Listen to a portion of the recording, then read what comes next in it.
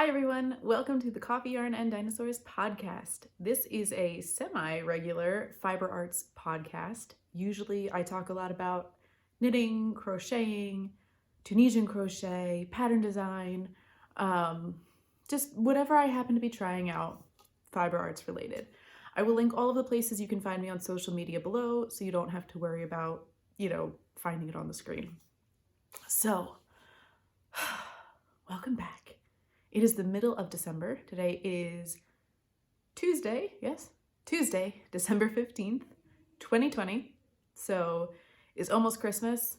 I felt like it was appropriate for me to sit in front of my Christmas tree. I know not everyone celebrates Christmas, but I do. So I'm in front of my Christmas tree because I like it.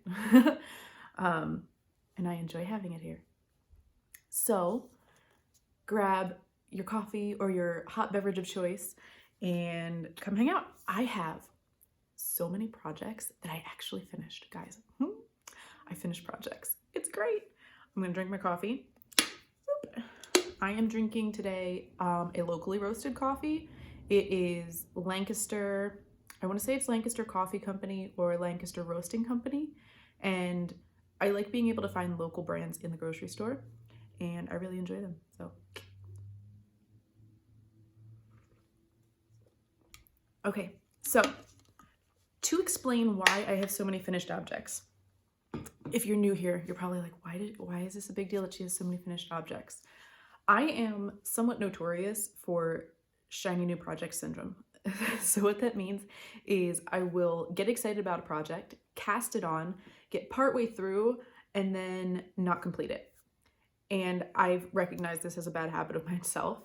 And it's especially a bad habit because I design patterns. So sometimes I will show you guys a pattern and be like, hey, check it out. This is so cool. Isn't it awesome? And then like 6 months go by and then I'm like, oh shoot, I need to like put the finishing touches on that and actually get it able to be published. And it works for making other people's patterns too. So it's almost the end of the year, right? And I was going through sort of my yarn stash and all of my projects. My project bags were starting to fill up and accumulate again. And I realized that I haven't done what's called a stash flash. I haven't like pulled all my yarn out, kind of taken stock physically of what I have in a really long time. It's something that I learned about from a Ravelry group called Stash Knit Down. And I know it didn't originate with them. That's just where I learned about it. So you'll see stash flash videos all over the internet. I'm sure there's a ton of them if you just, on YouTube, on here, just stash flash or flash your stash. It usually happens in April, I believe, but I prefer to do it now at the end of the year so I can sort of take stock and figure out where I am going into the new year.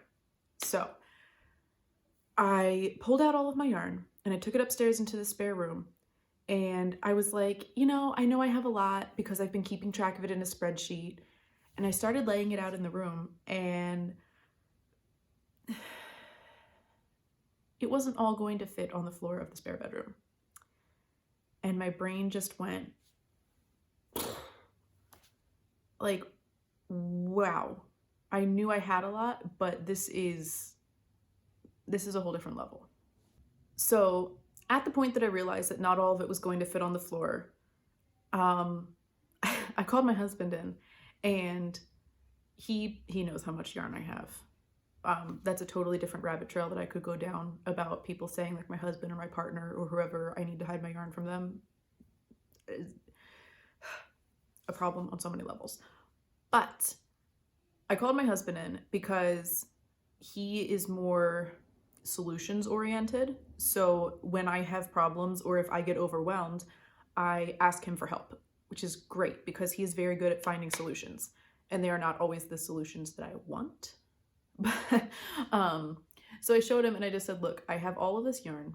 I really want to lay it out for the stash flash, but I'm feeling really overwhelmed by the quantity of yarn that I have.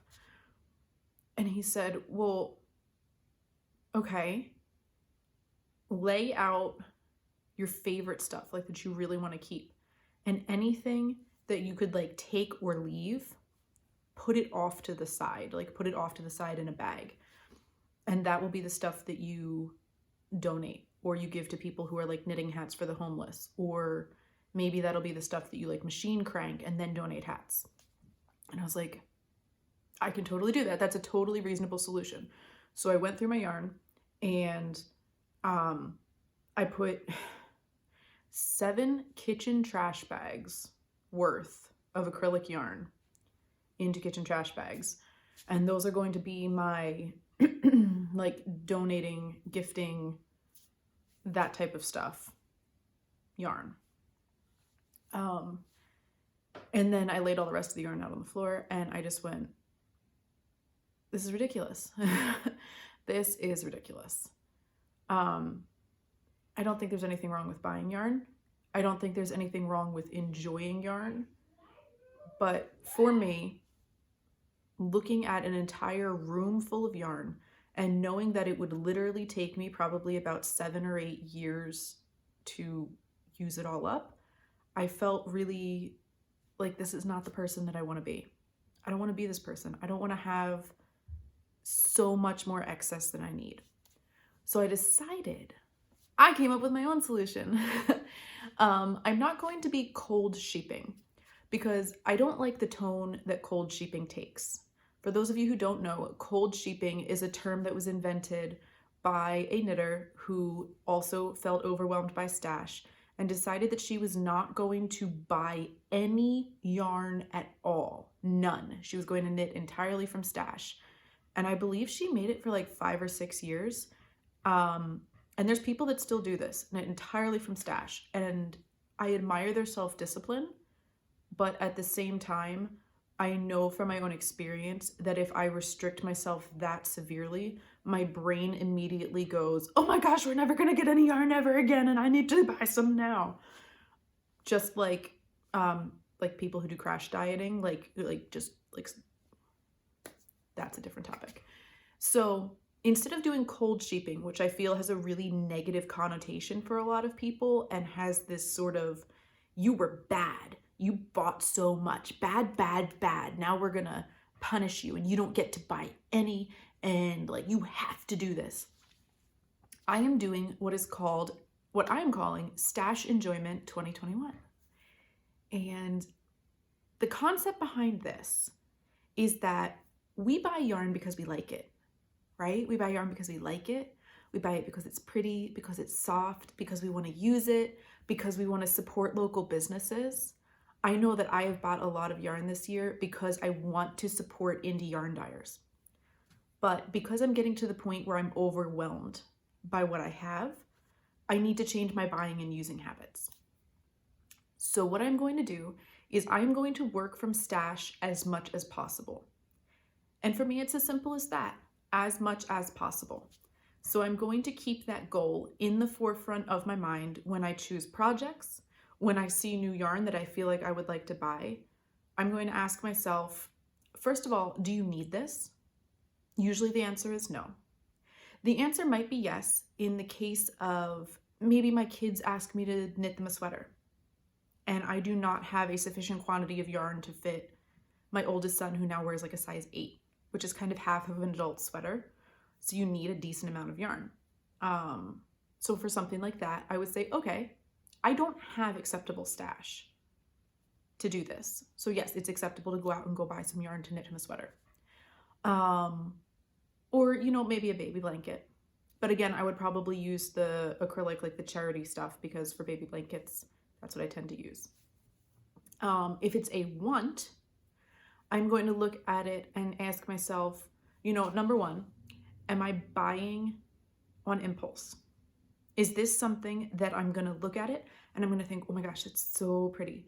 And then, tomorrow, or if it shows up in 6 weeks, I'm going to be like, wow, why did I buy this? Or, okay, this is really pretty. Now I'm going to stick it on my stash shelf and it's going to sit there for 3 years. I don't want to be that person, right? So I'm trying to be more aware, more conscious of my buying habits and my using habits. And I'm going to work from stash as much as possible. So if you would like to join me, if this is something that resonates with you, I'm not doing this as like a big event. I'm doing this for me. I am doing this for my own personal, I guess, growth and enhancement. But if that's something that you would like to do with me, set your own goals. This isn't about my goals. This is about goals for you. Knitting from stash or crocheting from stash might look completely different for you than it does for me. And that's fine. So my goal is to, like I said, work from stash as much as possible, buy as little as possible, basically, unless it's really a need or something to complete a project, and go from there, just to be responsible and to enjoy the things that I have. Now, I've had a lot of conversations with people about this. Not a lot, maybe like 6 to 10, right? Be realistic. I'm not trying to be that influencer person that's like, and all the people message me and all the people want to talk to me. And, you know, I just talked to all the people about this. So no, maybe like 6 to 10 people who have said, hey, I'm really intrigued by your idea, but I want to buy yarn from indie yarn dyers to help support their business. Okay. No one's saying you can't. Like I said, I'm not restricting. This isn't a punishment. This is just a focus on enjoying the things that I already have. So if you feel like you would like to support some yarn dyers and go buy yarn from them, cool. I probably will too.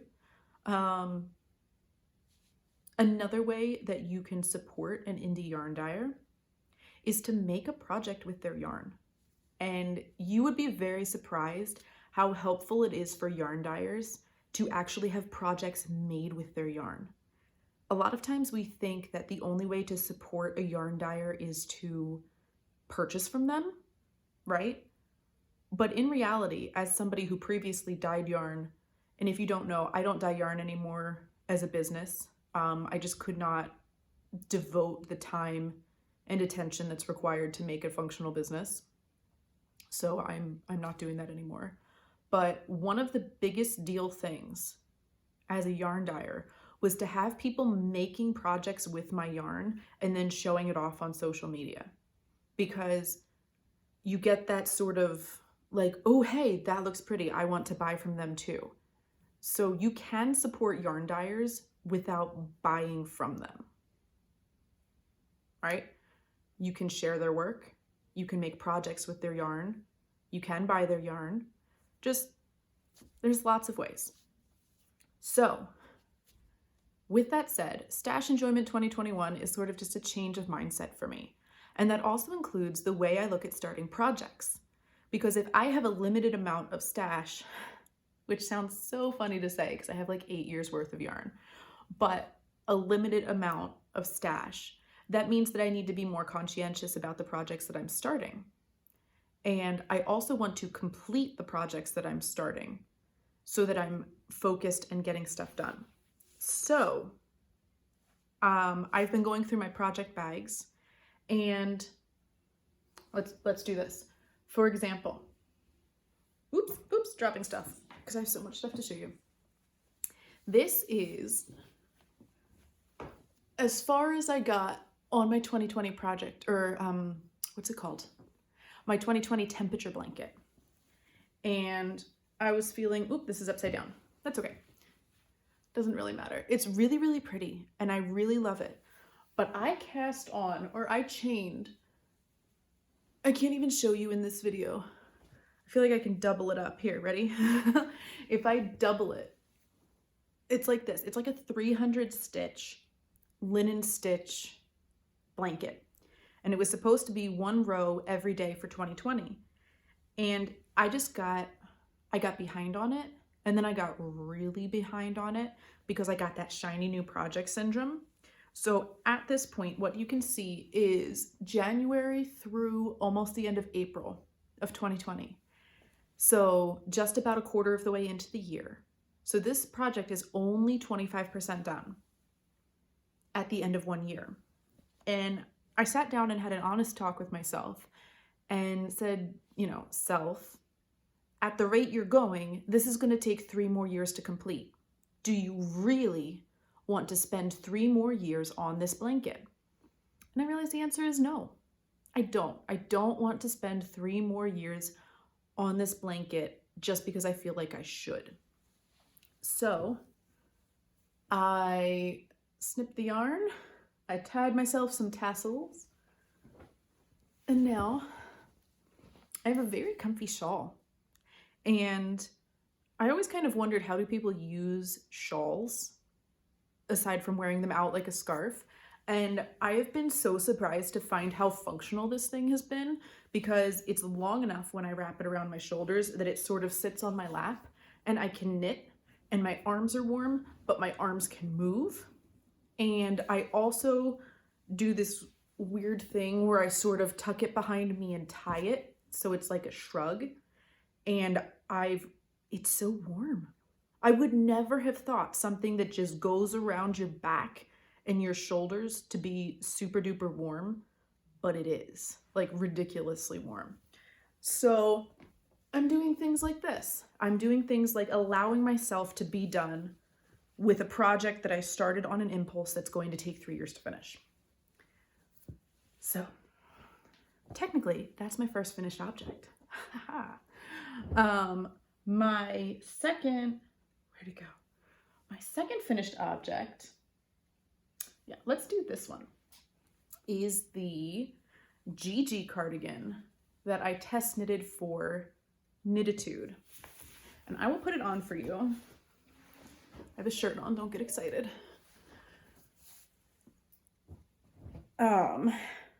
So this is, I test knitted, this is her large size. I still have an end. It's okay, we'll just tuck that right up into the sleeve. Oh, look, a finished sweater. This is the large size, which is meant to be for like a 42-inch bust. And I've been working out a lot and I lost like 25 pounds. So technically I would need the medium now. So bear in mind, when you see me stand up wearing this, this is actually like a size bigger than she recommends for my size. But let's see if I can show you. Yeah, that's what I'm trying to show you. So it has this snazzy, I gotta see if I can get it to lay right. Snazzy, like, knit in shawl collar. And it's knit at the same time as the front body panels. So I think I'm gonna leave those bottom two ones open, or maybe the bottom one open, just because it sits a little funny when I button all the buttons.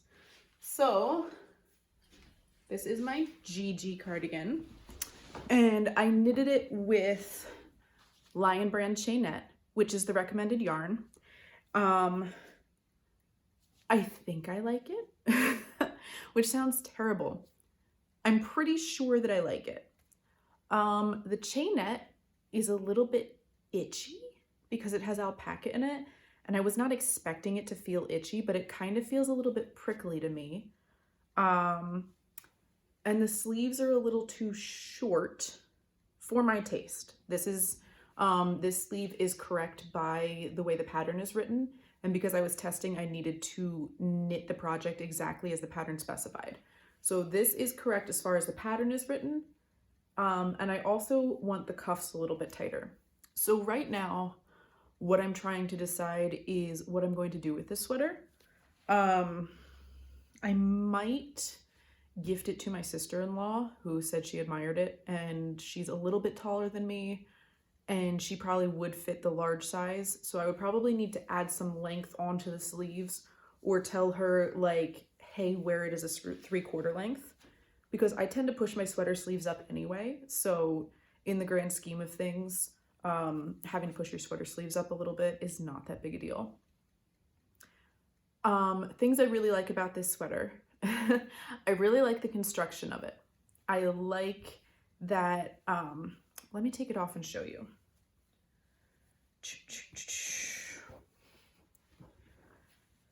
You start, I don't know if you can see the line. The cast on is right here in the center of the back. So you cast on the collar first, work out a little bit, and then start doing the increases. So it's a raglan It's a raglan sweater. So obviously you have the, you know, the diagonal lines right there. I can't see that on the camera because my face is in the way. There we go. Diagonal lines right there for those are the raglans. An inline brand chainette is actually a surprisingly lightweight sweater. Like this could easily be a very heavy sweater because it's a worsted to Aran weight yarn. And in this particular yarn, it is very lightweight because of the construction of the yarn.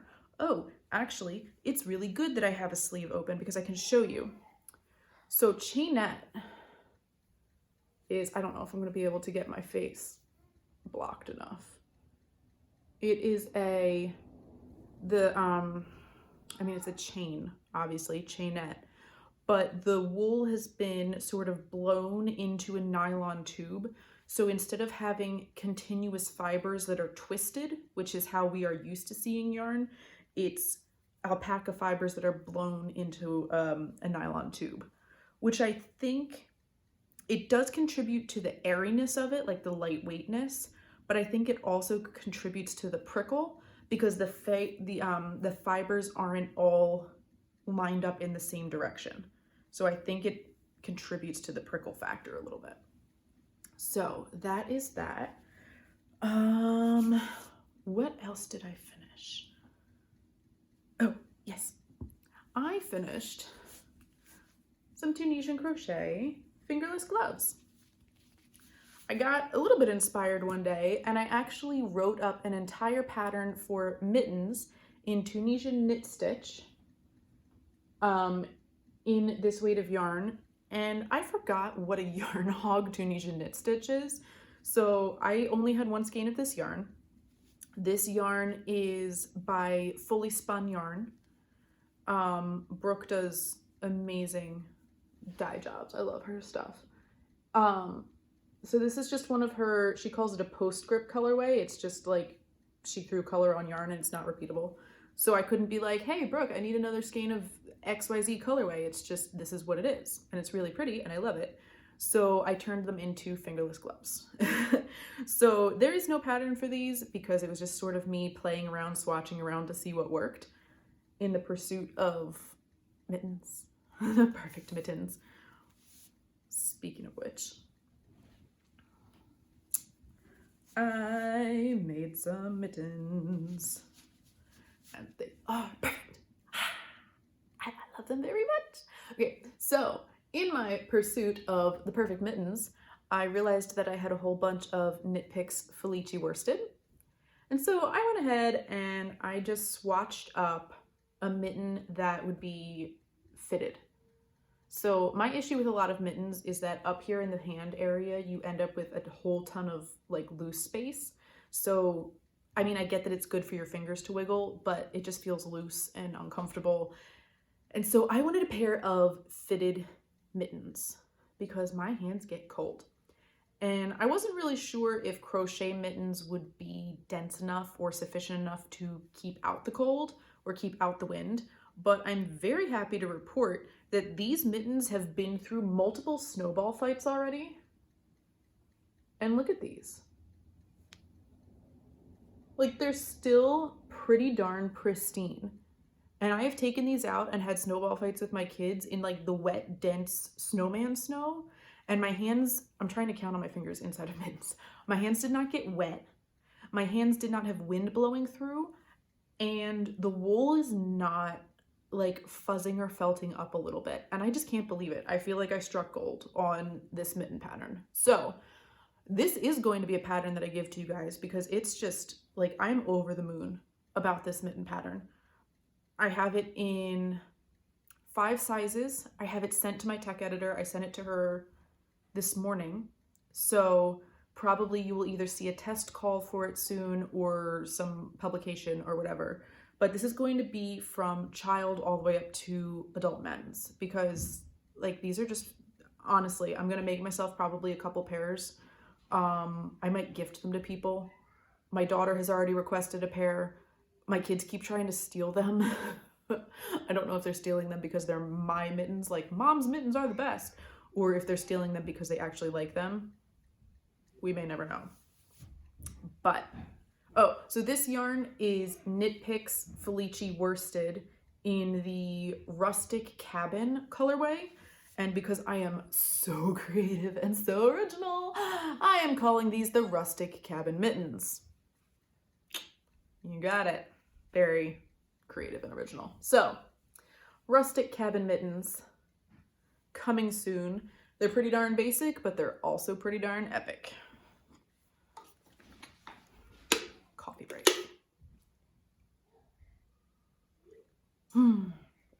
Because I have been yammering on forever.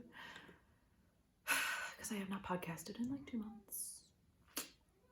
Part of the reason I haven't podcasted in 2 months is because life has been crazy. We've been doing virtual school. We've been doing, I had my teenage nephew living with me for a couple weeks because he was having some issues at home. We got him straightened out and he's back home. But, I mean, can you imagine? I'm sure some of you can, because I'm sure some of you are older than me and in different situations of life. And you have 17-year-old boys in your home. However, when I set up my tripod to do a Skype call, he was like, "You doing a podcast?" I was like, "Not right now. Why?" He's like, "You got a YouTube channel?" Surprise, actually, I do have a YouTube channel. And he was like, "Wait, what? How many followers do you have?" I was like, "I don't know, like 900. It was hilarious.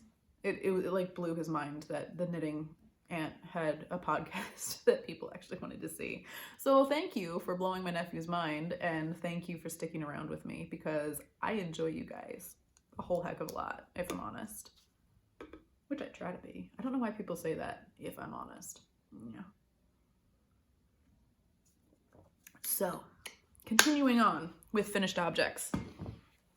My 4-year-old asked me for a hat, and he saw another skein of fully spun yarn. So these, I bought this skein and I bought another skein because Brooke was having a Black Friday sale and I wanted to support her business. So I bought 2 skeins of her yarn, and as soon as one of them showed up, my 4-year-old grabbed it and was like, "Oh my gosh, Mom, it's my hat." And I was like, "Excuse me? This is a hat for me, right?" And I was like, "Well, like, okay, I guess so." You know, like I wanted this one for mittens and I wasn't sure what I was going to do with the other one. So sure, that can be a hat for you. Keep in mind that my head is larger than his when I put this on for you. And that he has like a 20-inch head and I have like a 23-inch head because he's 4 and I'm 31 and, you know, all of that. So, you know, just bear with me and get ready to laugh. It's a starfish hat. Look at that. Look at this starfish. Okay, isn't this super fun and goofy? Like, this is perfect. You guys don't know my 4-year-old, but this is perfect for him. It is hilarious. It has a starfish on top of the hat. This hat is the Leicester star hat. Leicester, like blue-faced Leicester, spelled the British way, not L-E-S-T-E-R, like American names. So this is the Leicester star hat by Fiona Langtry, I think. And he loves it. He wears it all over the place.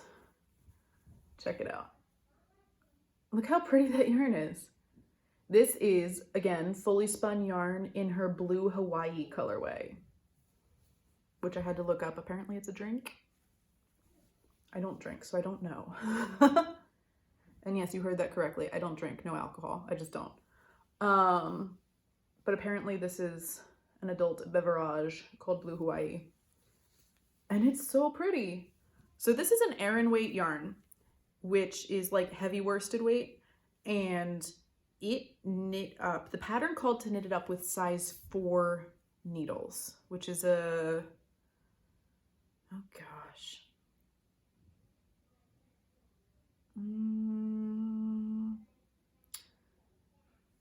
Size 4. What? How many millimeters is that?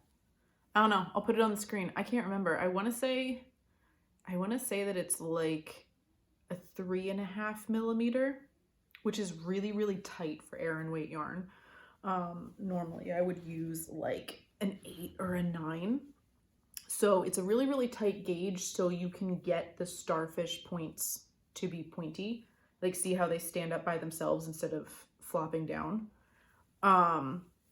So I was going to make him the child size, which I think is the second to smallest size, but I accidentally only made the starfish points to the smallest size. So I just went up to a US 5 for the body of the hat and did like as loose a bind off as I could, and it seems to work pretty well.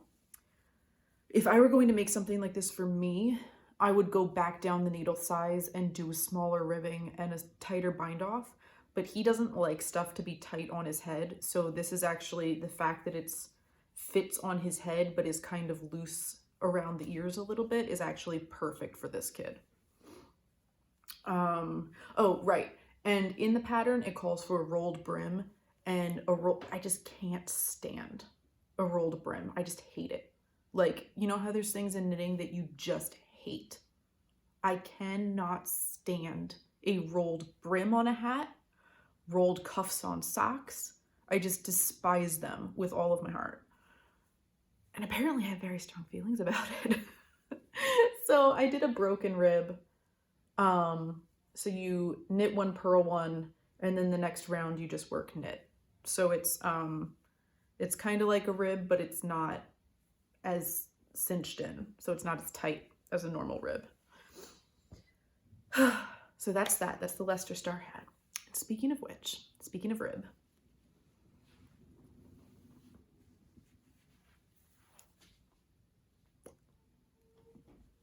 look.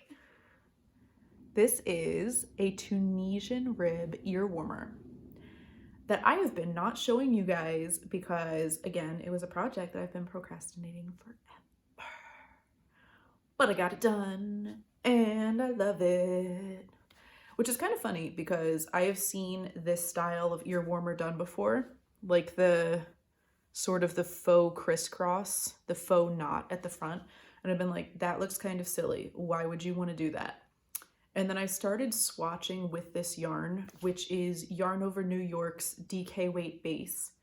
The multicolored, the crazy awesome multicolored is her Steampunk Medusa colorway, and the black is just called Blackbird. And it used just under 50 grams of each color to fit my enormous head, which is such a big deal because I have a 23.5-inch head, which is a men's large, basically. Like if I go to a store, I have to buy men's hats because women's hats don't fit me. I mean, it's annoying as heck. And like headbands don't fit me. If I'm trying to put a headband on with a ponytail, they don't fit me. They just like squash the crap out of my head and it's very painful and I get headaches. So having something like this is amazing. I got ear infections as a kid. So as a result, when it is cold out, my ears get very, very painful. It probably also doesn't help that I have like 4 piercings in each ear. So I have these, you know, I have metal in my ears, which the cold metal in my ears. So I wanted, this is a double layer of like, this is a tube that's been joined together into a faux knot. And this I will have a pattern out for you also because it's very easy, but it's so comfy cozy and so adorable that I absolutely want you guys to be able to do this too. And I think it's just the prettiest thing ever. So I think I'm just gonna be like super basic and call it a Tunisian Rib Ear Warmer. Or I might call it a Steampunk Medusa Ear Warmer because that's a great name, and we'll see if Jessie minds. Because I try to check with the yarn dyers first before I use their colorway names. So yes, this, oh. You can also wear it as a cowl. If you need a little something extra to tuck down into your like jacket, like that gap that exists between the coat and the chest. I would probably put it off to the side like this. Ta-da! So you can do that. And pull it up onto your head, which is also great if you have a lot of hair or you need to like put a ponytail up or something. Ta-da!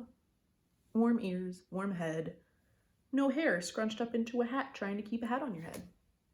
So I don't have a whole lot of hair, but it is helpful. It's getting long enough to the point where I might want to wear an ear warmer instead of a hat. So those are the things I have finished.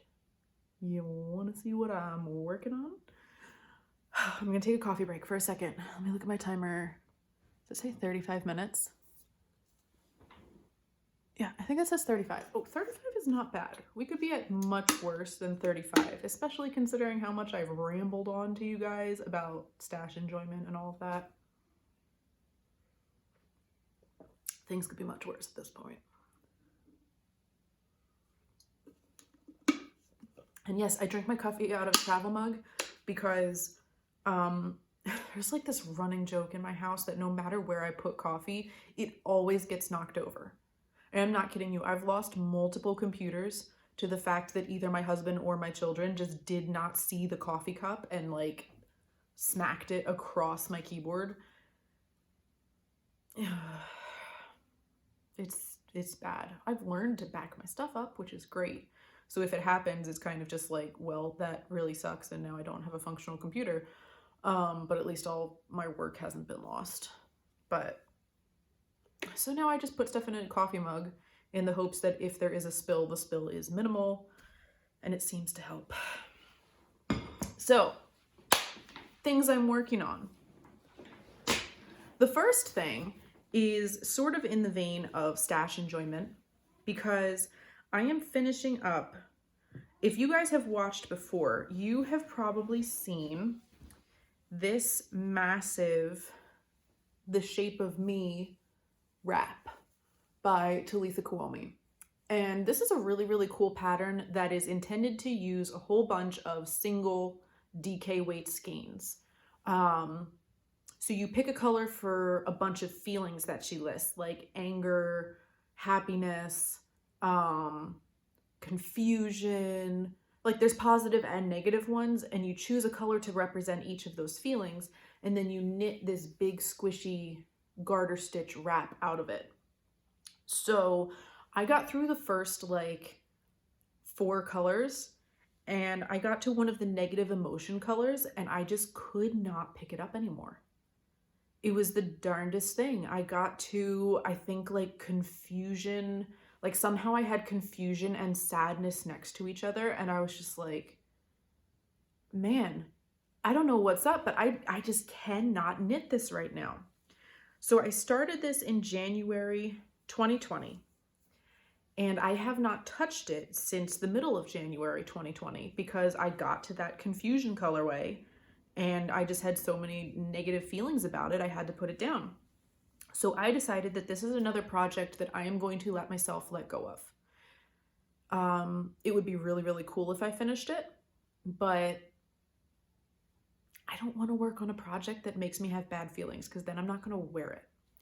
So what I did is I went around the top edge with the most recent color. I just bound off, and then I went down the inside and I was like, you know what? I'm going to join this into a really big cowl. So I put the edges together, and you can see here's all of these ends that I'm probably just going to like tie, or I might pull a Stephen West and just like French braid them and do it that way because I don't want to weave in all these ends. But I got down to the bottom and I was like, let me put a matching, like it's black at the top. Let me put a matching round of black, like single crochet at the bottom just to make it matchy-matchy for a cowl. And then as I was going around the bottom, I was like, you know what? This tube, I bet this is almost the right size for a skirt. And you're probably looking at it like, Ruth, that's so wide, that's not going to stay on your body. Yes, I do plan to like decrease and like pleat up the top of this. But right now, what I am doing is I am putting a crocheted border on the bottom of it. So if I hold this up to myself, oh, you can't really see it, shoot. This part hits to like right here, and then I've got the lacy ruffle that starts right, like either right above the knee, or if I wear this down at my hips, it starts right below the knee. And yes, I am well aware that this is not like the world's most attractive or cohesive project. But this crocheted border with the funky yarn is bringing me so much joy. I love it so much. And this entire border, this all the way around, it's at least 100 grams of sock yarn that I've already worked up in the past like 24 hours. And I'm just like, oh my gosh, this is gonna finish the project. I might even do it I might do it down to like an ankle length skirt, or like just before ankle length, because the garter's gonna stretch vertically when I wear it. So I'm just doing a whole bunch of, I'm sort of like fading the colors in, and it's just gonna be so darn warm. And I'm now really excited for this project again, and it's probably gonna be finished within a couple days if I'm ambitious. Because what I have to do is I have to finish off the lace edging at the bottom. And then, like I said, I'm gonna pick up at the top again, and I'm gonna sort of like proportionally, I don't think I'm gonna pleat, but I think I'm gonna decrease.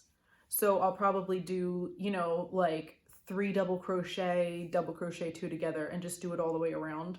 So I can decrease it by like 20. And then I'm gonna put a nice big doubled waistband on the top. So I'm gonna do a folded over, a folded over waistband with a spot for like I-cord. So I'll also be able to tie it, which will help keep the weight on my waist or on my hips instead of having the skirt slide down. So the shape of me is now becoming the shape of me scrappy skirt, and I am super duper excited about that. I don't even mind that it's not like the best color combinations in the world, because when I have it on my lap, it is so warm and comfy that I can just imagine wearing it with like a pair of leggings. And it's just gonna be, it's gonna be the best. I'm so excited.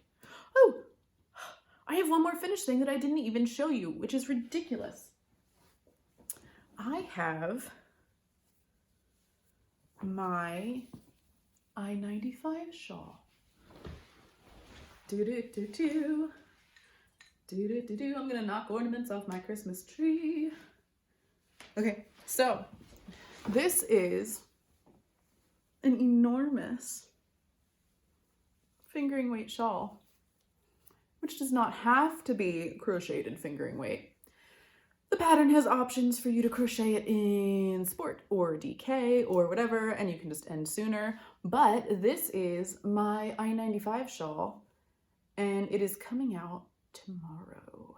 So that is Wednesday, December 16th, 2020. This pattern will be published. It uses, again, fully spun yarn in her I-95 colorway. And this is some of my yarn that I dyed, Fearless Feet Fiber Company in Butternut Squash. But again, I do not dye yarn to sell anymore, so you could just use pretty much any sock yarn. So it uses almost the full 2 skeins for the main color, and then it uses almost exactly 50 grams, so almost exactly half a skein for the contrast color. And I just love it to death. And the funny thing is that I've had people say to me, like, why are you releasing a fingering weight shawl in winter? Number one, it is not winter everywhere right now. Not everyone who watches me is in the Northern Hemisphere. Not everyone knits projects seasonally or crochets projects seasonally. Number two, because if you want this for like April and you don't crochet too fast, you might want to start now. Just a thought. Number three, it can be made in different weights of yarn. I have a couple testers who made it in DK weight yarn, and it's like this big blanket shawl, and it's amazing. So there's all kinds of stuff you can do with it. And also number four, was I on number four?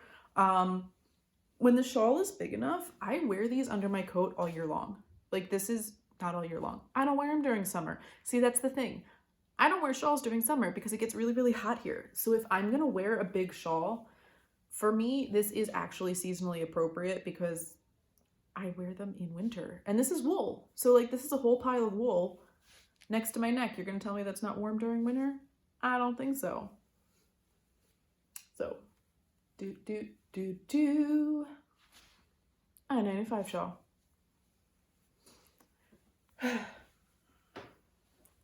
So there's that. Let's see.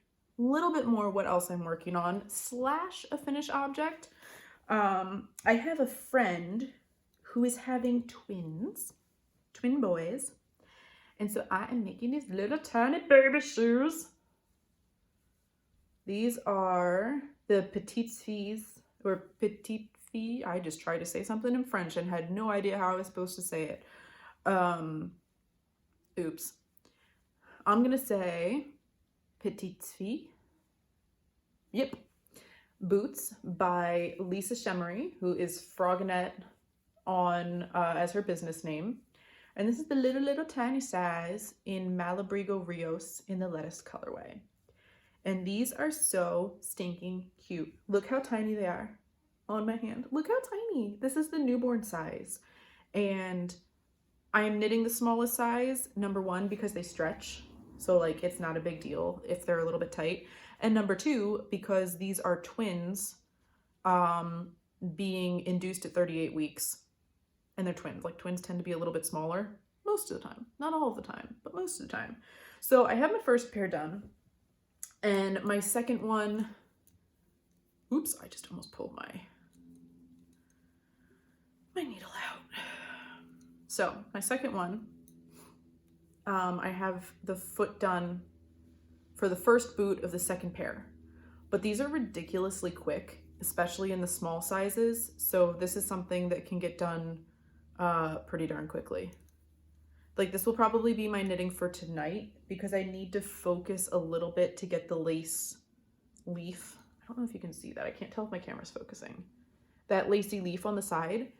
It's not something to be intimidated by. It's just there. Like I need to pay attention to the existence of the leaf so I can put it in the right spot.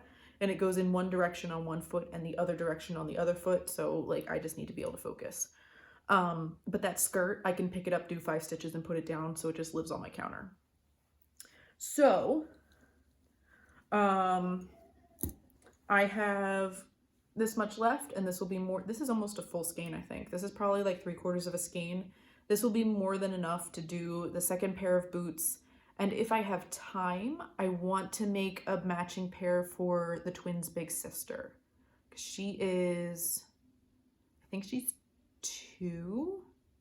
So I want to be able to make her like a little gift because the 2-year-old, there's going to be twins in the house. Like that's going to be a big commotion. So I want to be able to give her a little gift too. So there's that. So what I'm actively working on is I'm actively working on that skirt, the shape of me with the lace at the bottom skirt. I'm working on this actively. I'm currently making up my mind about these little baby shoes. They are super duper duper cute. These are the Wee Woodland Loafers by Claire Slade. And I started them before the Petites Filles boots. But this is the smallest size and it's like you can see the difference in the size. This is like a 3-month size. So I don't know that I want to make 6 pairs of baby shoes. So I have one of these done. I don't know if I'm gonna make another shoe and just be like, hey, you guys, here's a spare even though you're having twins. I don't know, I'm on the fence. We will see. And we'll see if I run out of time. So that's fun. And let's see, the last thing that I am finally back to actively working on again is my second sock of this pair. Oh my gosh, my yarn is so tangled. Why am I so tangled? There we go. The second pair of this sock for my husband. So the first sock is already completely done. And I'm almost at the spot where I'm going to increase for the gusset. And to be honest, for a while, my desire to knit socks just went completely out the window. So you'll notice I've been doing a lot of shawls, some hats, some mittens, like different accessories, lots of sweaters. What are the odds? I don't usually do that. But I picked these up and knit a couple stitches on them the other day. And I was just like, I think I'm ready to knit socks again. Like, I think I'm pretty much there and I want to actually get these done, which is great because I have like 3 more sock patterns that are partially written up and need to get like published and need samples made. But while we're on here, I do want to address a question that I got on Instagram yesterday, I had somebody say to me, can you please make a step-by-step video for this sock? And my answer is a resounding no, I cannot. Scratch that. I can, but I will not. I am not the designer that does step-by-step videos for patterns, with the exception of that one, the toe-up sock pattern, the boiled socks. And that is because the boiled socks are a very basic, they're a stockinette sock. They're almost like a formula. They're just like, here, knit your toe-up sock to get your feet wet, and then you can feel comfortable knitting toe-up socks. But if I, first of all, take hours and hours and hours out of my time to show you every single step of a sock or any pattern, and then I just post it up on YouTube for free, I don't get paid for that, you know? So all those hours out of my day, all of those hours of tech editing that I have to pay for, because I do get my work professionally edited by an outside editor that is not myself. I have to edit the video. I have to be able to explain it clearly enough. And then if I just pop the video up and I'm like, here you go, here it is for free, that is not a business model I'm pursuing right now. So while I do like making technique videos for you guys to show you the techniques I'm using, like this particular heel turn is pretty darn epic, and it uses a German short row.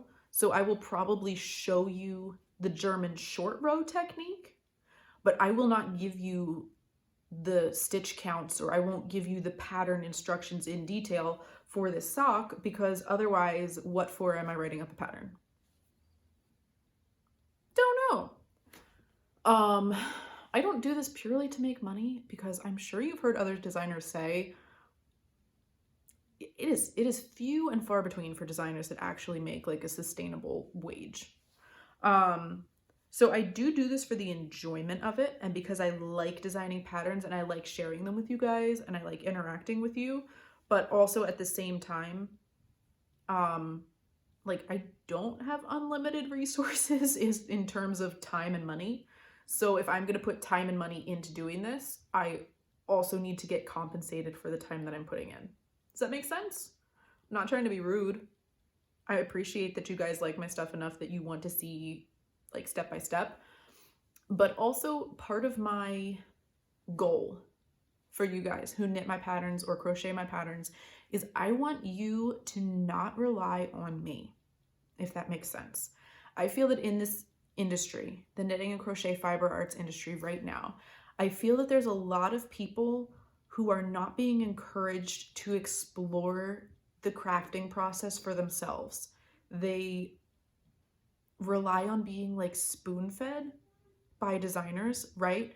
So the number of times that I get questions that people could easily just Google, but they expect like, I don't know. People might say, how do you do a XYZ cast on? And it like maybe Judy's Magic cast on. And I'll say, go find a YouTube video. And they're like, what? I'm like, well, there's resources. Resources exist. They're out there. They're in existence. Do some research, please. Because I want you guys to be able to be independent makers. You know, I've had people apologize to me for modifying my pattern, and I'm like, no, do not apologize to me for modifying a pattern. That means that you thought about it and you thought, this is a really cool pattern, but what if I did this? What if I tweaked it a little bit? What if I made it a little bit different? And to me, that's part of what knitting and crochet is all about. It's about exploring. It's about creativity. It's not necessarily about making the exact same thing as somebody else did, which is part of why sometimes I get frustrated and I don't necessarily watch a ton of knitting podcasts, because I see people making the same pattern over and over and over again. And, you know, if that brings you joy, hooray. And I'm happy for people to make things that bring them joy. But at the same time, I am not interested in seeing another stockinette mohair sweater. I'm just not, because